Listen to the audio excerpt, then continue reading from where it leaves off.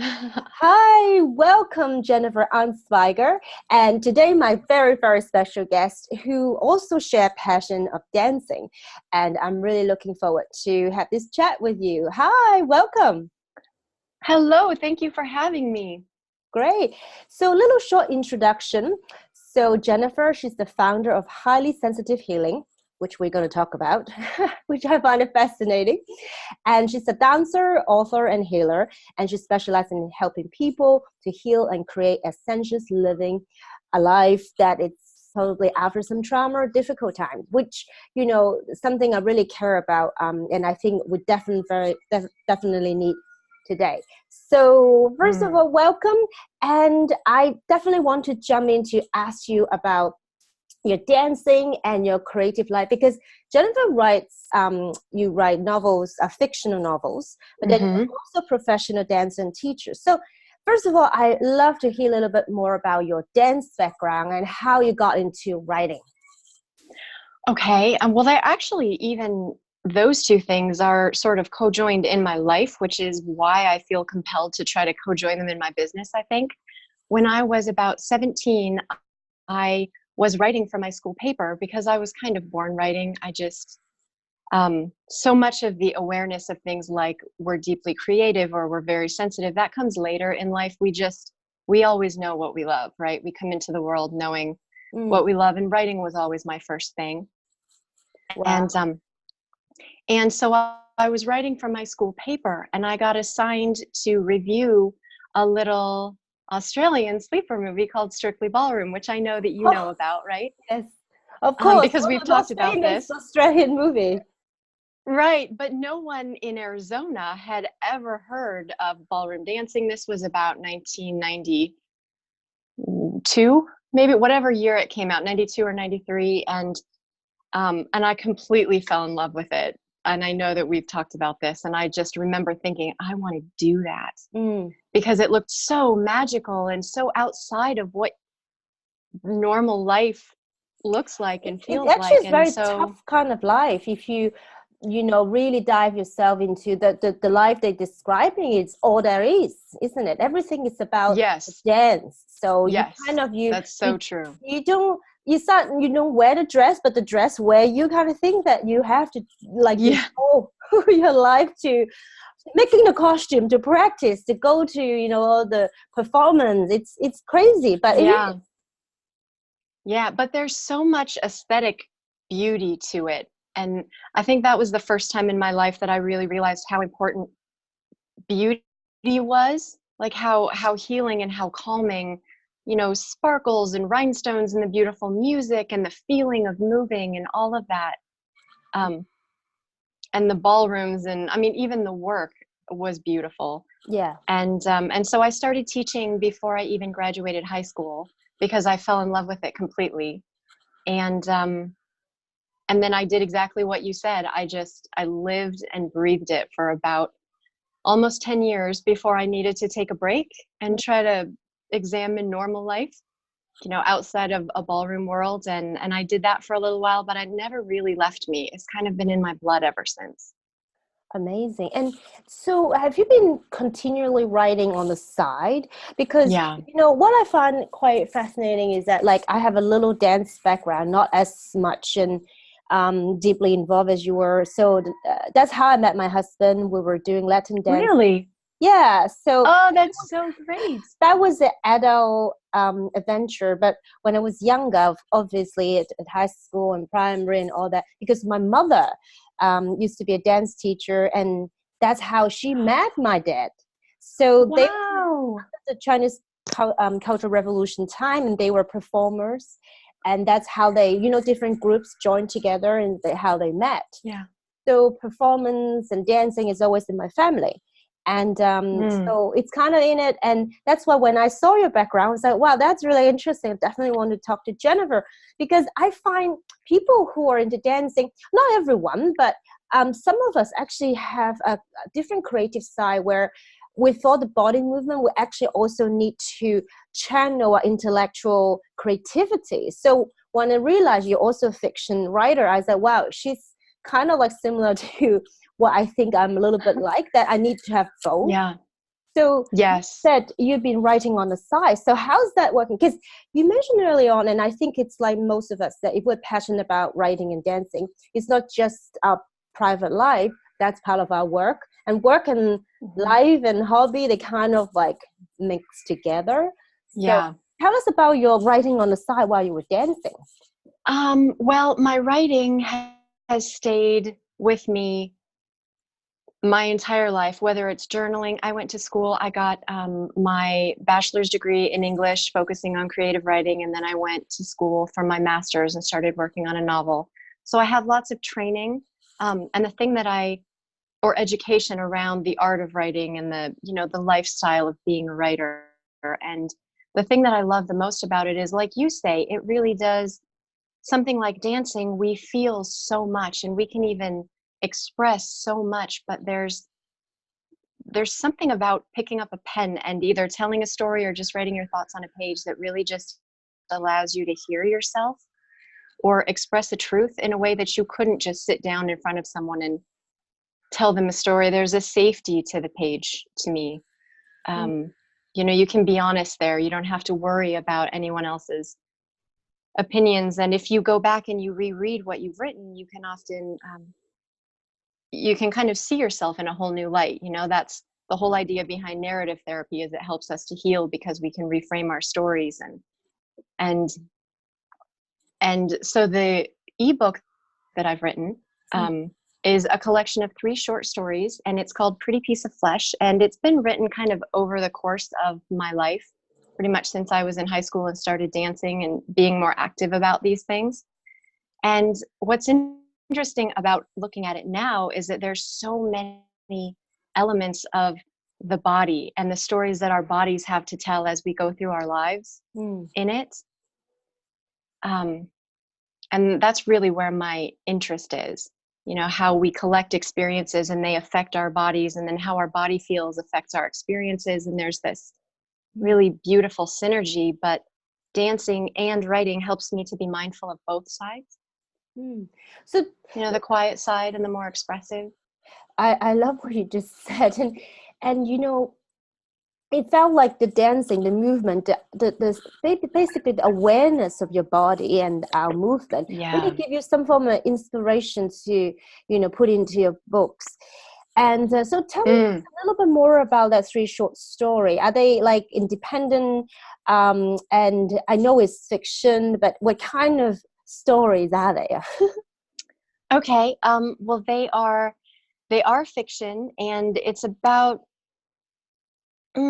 55 pages. So, 3 pretty typical short stories, but they're all about that coming of age time in life when you're figuring things out and you don't really realize that what you're going through is going to have an effect on you later, and how a lot of it honestly is about me reintegrating and changing how I viewed a lot of the things that have happened to me in my past.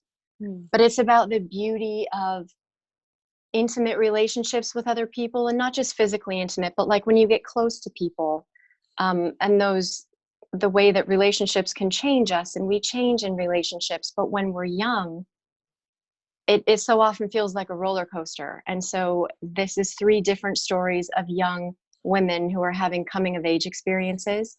And they do tend to be, my writing tends to be a little bit deep, a little bit like emotionally brave, but also always with a sense of magic, this sense of kind of wonder in the world, and a connection to the idea that there's magic out there working in our lives all the time.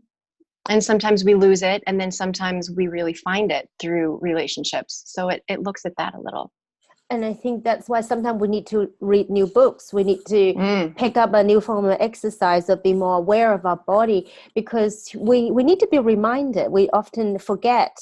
We lose connection with ourselves and with others. So that's why I think reading and writing is so important in my life. And no wonder I felt that your work, because on your website you also talk about sensitive healing, like healing people. So, because I think being a dancer and writer, and you kind of live a more sensual life, because you're really examining your feeling, inside and outside. So tell us a bit about how did you get into sort of healing out of sensitive soul? How did it all begin? Like that was like, we're all multi-purpose or multi-passionate people, but Yeah. at different time in our life, we really get involved in one thing, but then later on, we realize they're not like completely irrelevant. They actually join. And that's Yes. when it becomes really interesting. And that's coming of age, where maybe in the 20s, you're very focused on one thing, in the 30s, and we're a teenager. But then they all tells a more complex, juicier story. So tell us a bit your healing piece. Okay. First of all, I completely agree with everything that you just said. And so much of what you just said is actually what led me here and to be doing this, because I've always been writing, I've always been a dancer, and I have always been connected to that sensuous side of life, as you say, without really realizing that not everyone was like that. Mm-hmm. And about 8 years ago, I had a dark night of the soul. A lot about my life changed pretty much overnight, and it was very shocking and very traumatic. And then in the aftermath of that, I started doing a lot of research, trying to learn about myself, trying to learn about what happened, and the road that had led me to where I was, because it was such a dark place, because I didn't want to repeat any patterns going forward. And when I started learning, I started realizing that the term highly sensitive person exists, and that it actually is not just people who are, emotionally reactive or overdramatic. It actually is someone who is born with a hypersensitive nervous system that is not able to filter out stimuli just in daily life like most people. It's a really small minority of the population. And even within highly sensitive people, super sensitive people who can feel not just all the stimuli around them, but the emotions that other people are experiencing, energy from other people. Those people are empaths. And when I started reading, I realized that I was both of those things, and that my journey, that had a lot of trauma and a lot of codependence and a lot of, toxic experiences, was really common within this community. So many highly sensitive women were struggling with exactly the same thing that I was. So when I started to feel better, when things started to, shift towards the light a few years ago, I just felt this genuine heart pull to take everything that I was learning and share it with other people who might be coming up the road behind me. Mm-hmm. And you mentioned also about how when we get older, we sometimes reconnect with the things that we loved at a different age in our lives, and sometimes they fall by the wayside. But for me, the dancing and the writing never left. Mm-hmm. So suddenly I see this connection, like we're talking about right now, between moving and examining your thoughts and being really present with yourself, and really honoring sensitivity. And what does that look like? And how can we reconnect to a sense of magic in our bodies and our lives after a really hard time? And so I share what I've learned, and it's really tailored to this. Anyone can use it, obviously, but it's really tailored towards super sensitive people who need extra care and sort of extra understanding, because our experience is a little off the main. And it's become such an incredible heart mission. It's amazing. The more I do it, the more I want to do it, and I'll speak up and people will resonate, and it's just the most incredible feeling. It's so nice. There's so many things I want to, touch on what you just said. So one of the things is that when you talk about after your experience, you really feel like sharing your journey and helping others. I felt the same thing about myself when I started coaching people. And actually before coaching, I was also doing a lot of healing. I felt it's like once you have experienced it yourself, you really want to share. There's this sort of genuine want to contribute and helping people. And when you're doing it, not only you help others, but you also feel good, not just about yourself, but it felt like you're collectively moving, shifting something. And I think that's really rewarding to see you. I used to say, it doesn't matter when I write a book, even one person felt it's helpful or enjoyed it or inspired or whatever, that's enough. I mean, I felt there is a bit of, I think from a lot of creatives, there's this sort of urge to help, to contribute, or to share. Even, it's not just about how much money you can make out of it, but it's even one person felt help. That was already very rewarding in a very heartfelt sense. So I really felt that's what you were talking about too, that a lot of people that may have dark night of the soul really needed this, and one day got better. There's a feeling of wanting to do the same, pay forward to the others. And, you know, can you imagine this collectively, how much more healing we can do on the planet if everyone feels like that? Yes, absolutely. And it's just beautiful. And before I ask you a question, another thing I want to touch on what you said was about, and actually I'm curious because my father is also an actor. And I felt that he's also very sensitive, but he tried not to. Like, as in, he can turn it on and off in some way, because he felt on a stage or when he play a role, you actually have to open to be very sensitive in order to play that person, to involve in that emotion. And I have a suspicion that highly sensitive people maybe tend to be more creative, or vice versa, because you kind of have to throw yourself or open yourself into something when you're creating. Like when you write, you kind of giving something about yourself onto the paper, even though so much. You create a fictional character, but there's a part of you, whether it's a wonder, whether it's a self-reflection, there's part of you there. So it's kind of like, I felt a lot of creative people are quite sensitive people. That's true. And actually that dynamic that you're talking about, where you're creative but you're sensitive, is one of the reasons why there are so many famous stories of genuinely amazing artists who went mad and, you know, drank themselves to death. And those are awfully extreme examples, obviously, but that dichotomy is a real thing. And I actually think beyond making the choice to be creative, like being an actor, I know that for me and a lot of people that I have talked to, being creative, it's almost like a compulsion. You can't help it. If you're sensitive and you're creative, you really do want to open up and share, even if you don't have to walk out on a stage, for example. But that's a really dangerous place to be. And this is kind of the awakening space. Like there's an idea that, specifically with empaths, because we tend to absorb energy from other people, and we're like the softest of the soft souls, you know.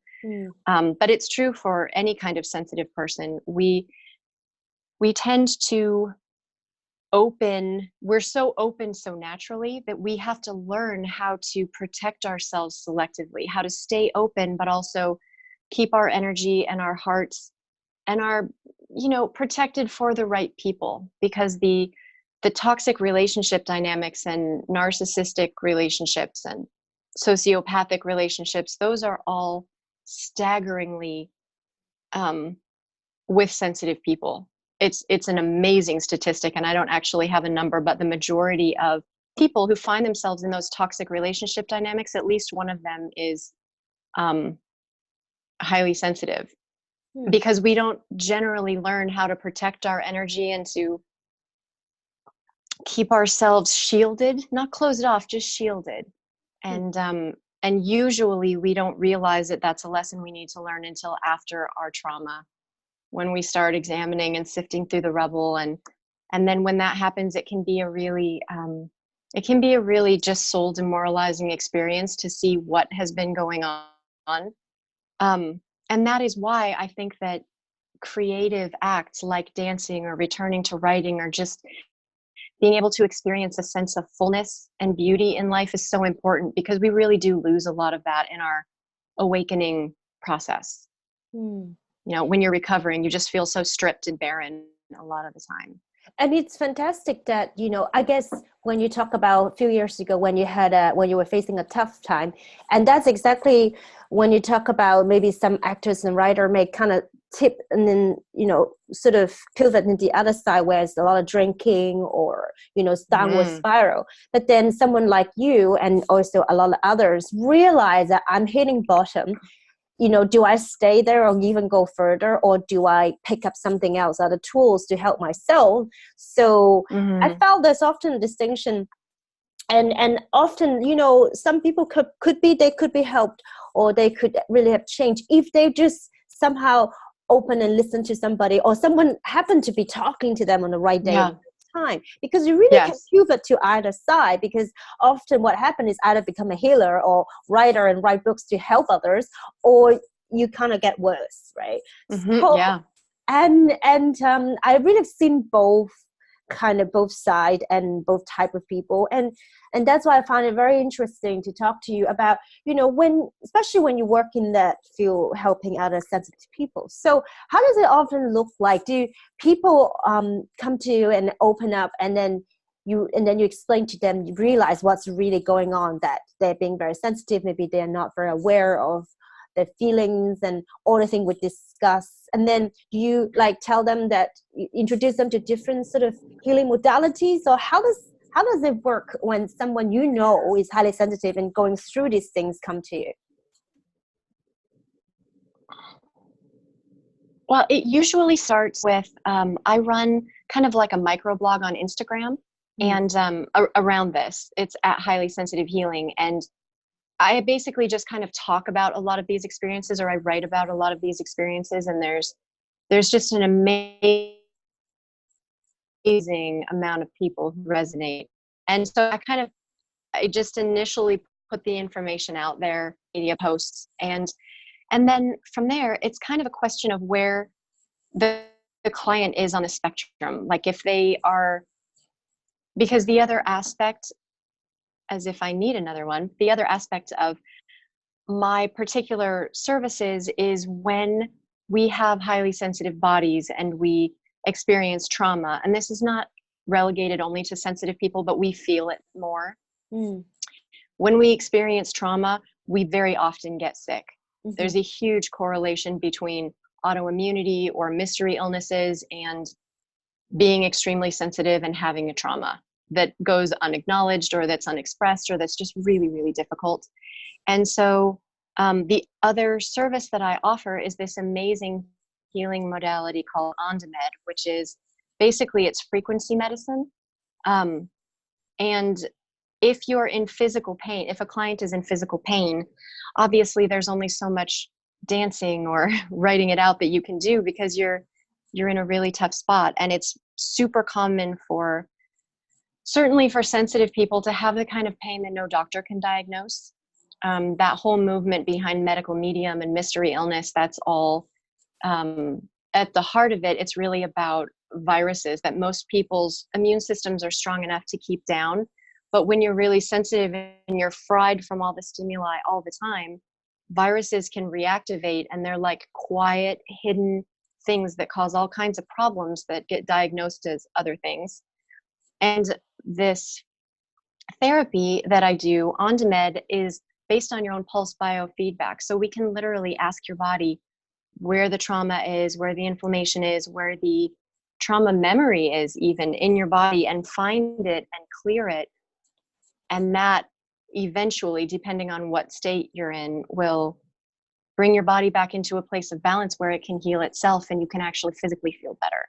And usually once the client starts to feel better, that's when they want to start trying to enjoy their life again, reconnect to their life.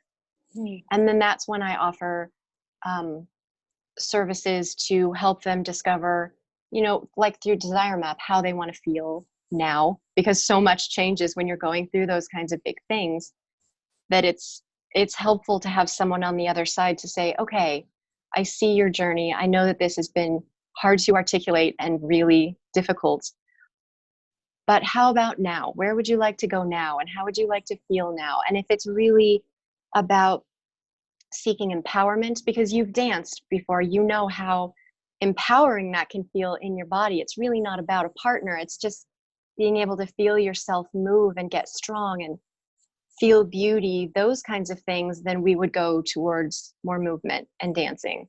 But if they have a lot of mental stuff to process, then there might be some coaching while we're following the Desire Map, and we're doing some writing, maybe like free write, so that they can be seen and witnessed while they're processing their pain, because being witnessed in your trauma is so important.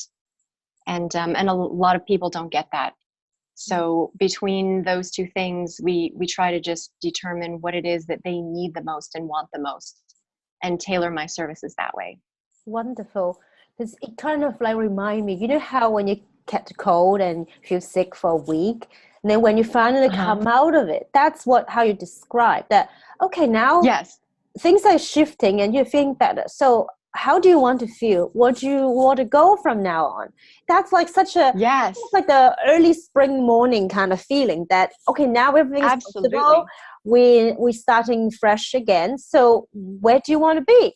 And I think that's like, that's really the immediate feeling I got when we talk about after using the machine, maybe clear out all the, you know, things that didn't work in your body, and then what's next. And your mind can start to kick in, because if your body isn't feeling good, it affects your mind. So when it starts to get better, then you can start, okay, actually I really feel like doing this, or exploring that. And a few thing, I'm a big believer that people need to be heard, not just seen but heard as well. And sometimes even free writing, it's like nobody's reading it, but you felt like you spoke up about yourself in some way. It's very empowering. Absolutely. Yes, I completely agree. And the other thing that's tailored specifically to the experience, which are a lot of the chronic illness, chronic pain, a lot of toxic relationship dynamics that they don't realize are toxic for a long time.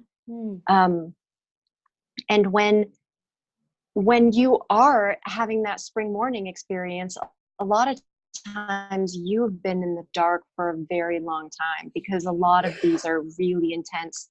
You know, the darkness can go on for months or years, and it can actually be kind of scary to suddenly be okay or feel like you're ready to move on, because you're so used to it not being good, and not feeling good, and you wouldn't even know how you want to feel because you're so used to feeling terrible with no choice. It's a new identity. So I feel like, yeah, it is. And it can be intimidating, just like anything new. So one of my real cornerstone ideas is to make sure that I honor where you've been, however long you've been there, and how brave it is to try to step into light after something like that and believe you can have something good. Because we know that you can, but it's so hard to let that belief in sometimes. And I want to speak for those people, or not speak for them, but help those people and support them. Have been there, because I remember when I had a few really toxic relationships, and when I finally had a good one with my husband, I said to people, you know, when you have someone good in your life, you're like amazed how good feels good.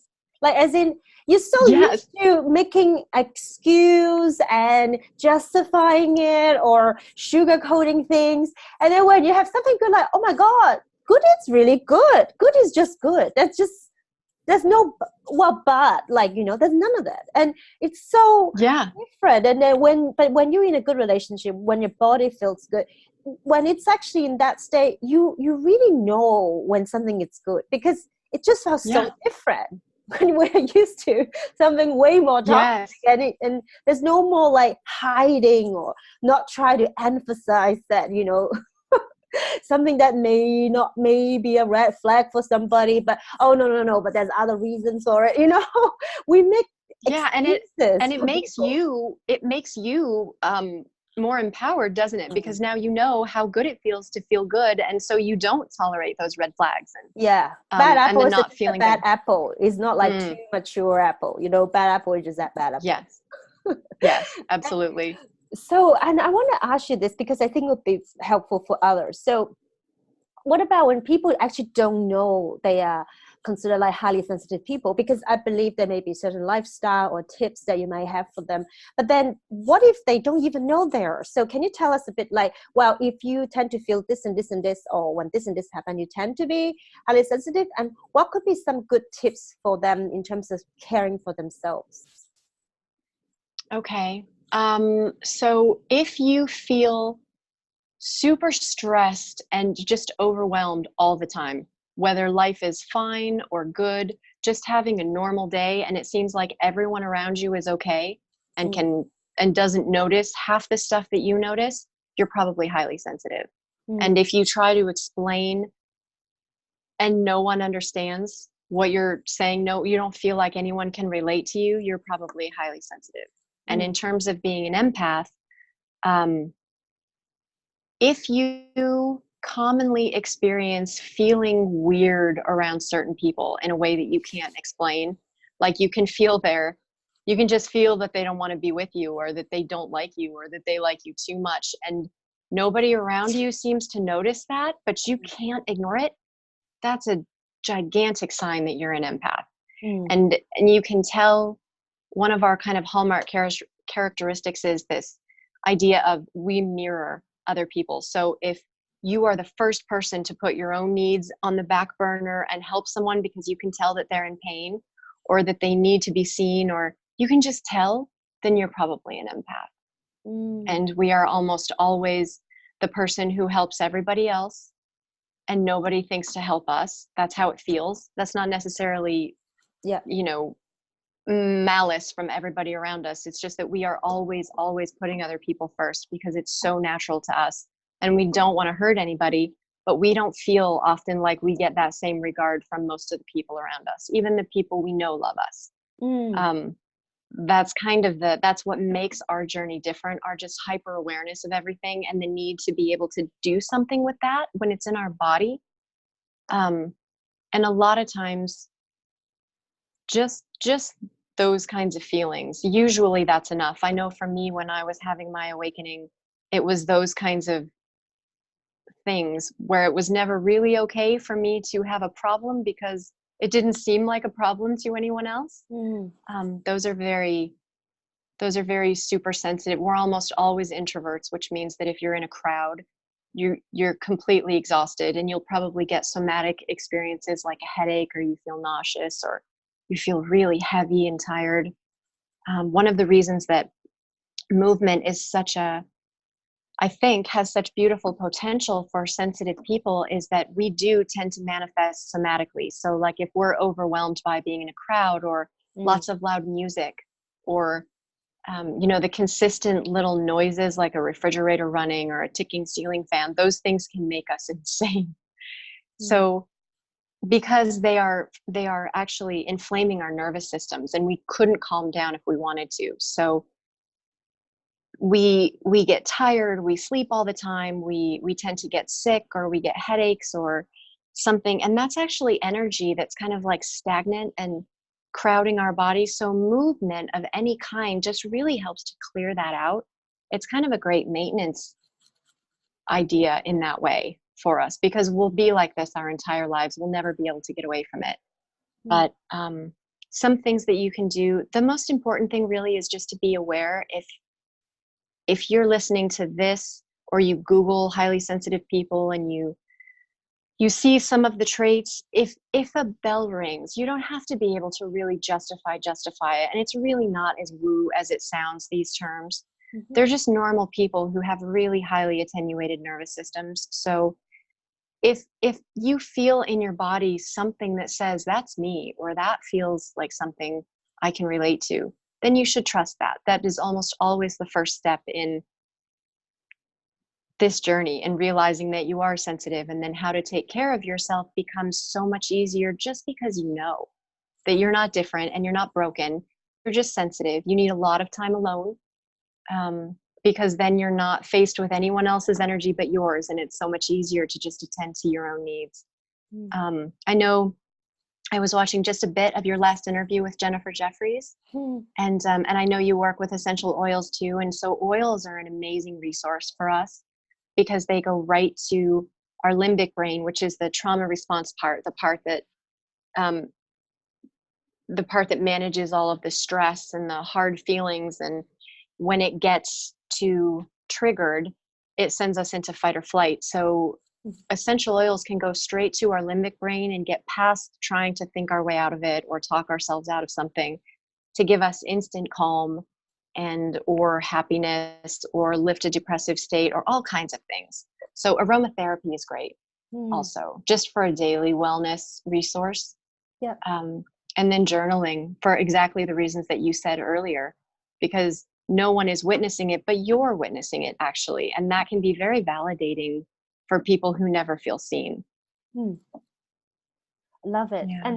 And I think I resonate with everything you said. And when people realize or finally feeling comfortable to admit that you're highly sensitive, it's really about Yeah. having better lifestyle choices. I think first of all, be okay to be a sensitive person. And Hmm. there are a lot of people who are sensitive, so don't feel like, oh, I will anything negative, because I think it sounds hard because of your nervous system is always fired, but on the other hand, it gives you a different touch to look at things or express things. That's so true. It gives you a different kind of potential. So I think you got to be okay with it, and then allow yourself to, yes, I am a sensitive person, so I better make better choices. Like, I think it's about Hmm. lifestyle choices. You talk about exercise, movement, aromatherapy can help, and journaling can help. And that's really looking at, what kind of lifestyle choices. So lifestyle in general could be more helpful. Hmm. Because I definitely think That's so true. it's different kind of potential, like, how you interpret a movement, how you can be a good dance partner or choreographer or write a book. And it's actually, that gives you an advantage in a way, because you see something people don't Yeah, see. that's so true. Yeah. And I feel like at least 85% of the work is just in acknowledging it, in finding out and being willing to own and acknowledge that this is your truth. Mm-hmm. And the fact is that a lot of people, when they are early into that realization, like, oh my goodness, I think this is me. It's so common for us all to feel like, you mean I'm not alone in the world? Mm. Because you're right, there are so many people more every day that are identifying as highly sensitive, but we all tend to be introverts, and it's we all tend to feel like we're like, no one can relate to us, we're the only one in the world this way. So when you do the research and you start to be willing to own it, it's really freeing, because you do find a community of people and it makes you feel so much better, Yeah. so much better. And even that, and on its own, without any other lifestyle changes, Right. deeply healing. Yeah. Yeah. And I think goes without saying that, healthier foods, alcohol, and drugs will play a difference into Oh yeah. the lifestyle. Oh And the yeah. funniest thing is, because sensitive people, when they drink, it really help them to elevate the mood maybe at the beginning. So some people get really attracted for different kind of addiction because they felt really good at first, but then it could really bounce back. Like, that's how what I have heard and read many stories, that it seems maybe that's Mm, why the tendency. But I think, like, having a healthy lifestyle is almost like a no-brainer, isn't it, for very yeah. sensitive people? Yeah, absolutely. And it's the numbing aspect, I think, Mm, of that's right. any kind of addictive. I mean, it's a trauma response, of course, but any kind of disassociation, because if things get too hard, we disassociate to protect ourselves, and anyone would. Mm-hmm. But so the real healing is in the brave space where you're kind of coming back into yourself, even though you're different. And all of the common allergens, I think there's 5 common food allergens: corn, grain, gluten, but not just gluten, all grain, dairy, soy. All 5 of those, I realize this is going to sound extreme, but I have seen it and experienced it personally time and time again. All of those things incite inflammation in the body. And people who are fine just walking around in the world and don't have a bunch of problems that they're juggling and managing all the time might be able to get away with that. Not that I think it's ever a good idea, but sensitive people often already have a lot of physical struggles. So eating foods that create more inflammation will almost always lead to more weird symptoms that make life really difficult. So avoiding those 5 things is a really big deal. Mm. It's also really important to know that if you're sensitive, caffeine will usually work the opposite for you. So whereas some person can have a cup of coffee to feel more energized, it will almost always make us tired, because it crashes our adrenals and it makes us more tired, and it's stimulating our nervous system, which is the thing that makes us feel anxiety and edgy. I can So get coffee is really, it's so sad because we love coffee and I love coffee, but coffee is really not a great idea. Green tea is so much better for us. so So that's those really are interesting. 4. So you avoid those things from sound of things that you try not to eat, those five Yes. big things, and maybe decaf or green tea is better for you. But do you Yeah. actually crave for those things? I'm wondering. Well, it depends on how healthy your diet is. For me personally, I was really, really sick for a really long time. And I was just eating, I didn't realize anything about diet. So I was eating almost exclusively bad things because that's pretty much what the standard American diet is made out of, noodles and, cheese and all that stuff, which I loved. But there was about a year, and I went cold turkey. I started seeing this amazing naturopath who really helped me understand what I'm trying to get across now. And she just kind of helped me realize that if I wanted to feel better, this is what I had to do. And I was so desperate that I just quit everything cold turkey. And it took me about 6 months to stop craving things. But what happens on this path, though, is your taste buds change. You start having to eat real food, lots more produce, lots more meats, and if you can eat meat or if you're not morally opposed to it. Paleo is hard because we don't necessarily want to, but highly sensitive people really need pure, clean protein to be okay. It helps to keep your adrenals strong. It's so important. So once you get used to real, actual, healthy, organic, if it's at all possible, food, your taste buds do acclimate. And then if a year later you eat some chips or something that's really not good for you, it doesn't taste nearly as good as you remember. Yeah. So that's the good news. If you decide to undergo, the journey, eventually you'll reach a point where you don't miss it anymore. I can totally relate. And I think Asian diet, like I still more prefer Asian diet. Yeah, I can see why. And then there is less processed. It's actually fewer. Like, with the five main things you mentioned, we don't have a lot of, wheat, yes, but then you can choose not to have, and rice, we have more rice, but you can substitute. And I do understand that how it tastes, but actually kind of revived so they can really taste food. So I definitely can relate to it, except the caffeine piece. I'm addicted to tea. I'm addicted. And that's something I haven't to tea. Yeah, like for a long time. So that's something I need to think about. But when I was pregnant, I couldn't take it. Isn't that funny? Our bodies have so much wisdom. It's so magical. It's like now my body saying, I can tolerate you doing this tea, but when you're pregnant, definitely no go. It's hilarious. But yeah. Well, what happens to another insane thing that happens to a lot of people whose bodies are really sensitive, and that can happen for some people are just born that way, and some people develop it as a result of lots of things. But something that happens after trauma is your body will develop some weird symptom like you during your pregnancy with something that, like if you drank a lot of wine when you were in a toxic relationship and you try to drink wine, on the other side of it, the wine will irritate you because your body associates it with memory. Pain. Yeah. Our cells have memory. Yeah. And yes, fascinating. And I think we can talk all day about everything. Oh, I'm sure. So interesting to hear from you, and I think all your tips and your journey and everything you said really going to be helpful, and I'm really excited to share this podcast and blog with my listener. And I really want to thank you for today, and it's been honor and privilege to be talking to you. It's been fantastic. Thank you so much. It's been such a genuine joy to do it for me as well. Great. And so if people who are interested in anything you talk about, which I think a lot of people who are sensitive, they definitely should really look up what you've written or share. So what's the best way for people to connect with you or find you online?